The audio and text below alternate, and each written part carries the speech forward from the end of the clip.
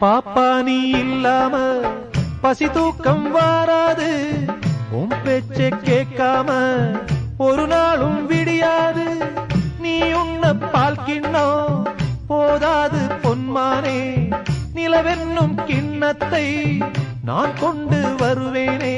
பூவும் பூவும் ஒன்ன பார்த்து பேசிக்கொண்டது, இந்த காட்டில் ஓடும் ஓட கூட உன் பேர் சொன்னது.